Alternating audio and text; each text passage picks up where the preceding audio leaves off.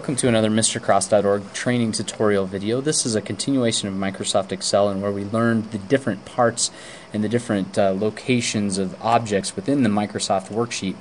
Now we're going to talk about actually entering data. It's not a very long video, it's just a couple quick things. First of all, there's textual data and then there's numerical data. And the text data is going to be characters like A, B, C, D. And numbers would be like the number 100. And you can see in Microsoft Excel they act very differently. The letter aligns to the left while the number aligns to the right.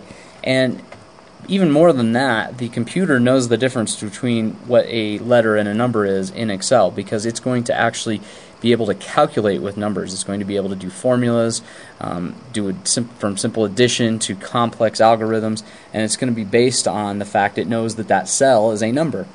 Letters can also be manipulated in Excel, and we'll get into that in later episodes, but this is just kind of to give you the basis that there is a difference. Okay, if you wanted to say that ABCD equaled something, for instance, you could not just put ABCD equals 100 in a cell. What that would actually have is it's just a label, it's just text. It doesn't know that ABCD equals 100. So when we're working with Excel spreadsheets, we divide everything up by the cell. So in order for us to say ABCD equals 100, we might say ABCD, and then we might put 100 in the cell next to it. And that way we know that ABCD equals 100, and that's basically this would be the label for that cell. That's one of the ways that we would create this sort of a Excel sheet. The reason for it is I can't take data, like I'm going to put in a couple numbers here, and if I wanted to, I can put a formula in the formula toolbar here that adds those two numbers up. So I can say equals, and I can say this plus this, and I can hit enter, and now I have a total of those two numbers. Now you notice I didn't actually enter the number itself, I entered a formula. So I told it that this cell plus that cell is what this cell was to equal. And that's how you kind of have to think about it. You got to think about it as in, if I'm in cell B10 and then I say B10 is equal to, then I can put the cell numbers. If I say equals though, and I take my textual data and I add it to another cell, I am going to get this little error message.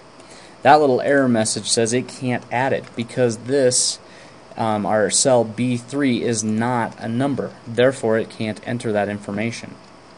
Also notice what I just did here is I actually took the cell and I was able to widen and shrink it.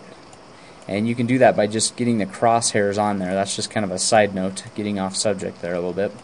So that's a little bit about the data. You don't just simply enter text into an Excel sheet. I'm going to enter a long sentence here, and I want you to see what happens.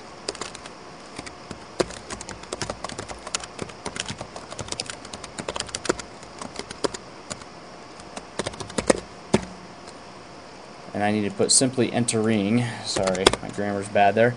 And it acts goofy. Okay, so you'll see what it did is it just kept going, and it's going over the cells, and these little cross lines here are actually getting in the way. The grid lines are getting in the way of the text as it goes, but they sort of have it stop going. And watch if I enter another bit of text. In fact, I'll enter another number here. It cut off that cell. The information exists in one cell only, and if there's no information in that cell, it'll let it kind of flow over into the other cells. But if I throw anything into one of the other documents or in one of the other cell locations, now there's no room for this to just keep going. The only way to make room for it would be to expand the cell. So that's something else to keep in mind. When we make these documents, you're going to have to organize them in such a way that your headings can maybe overflow over several cells, but you can also have your numbers be visible.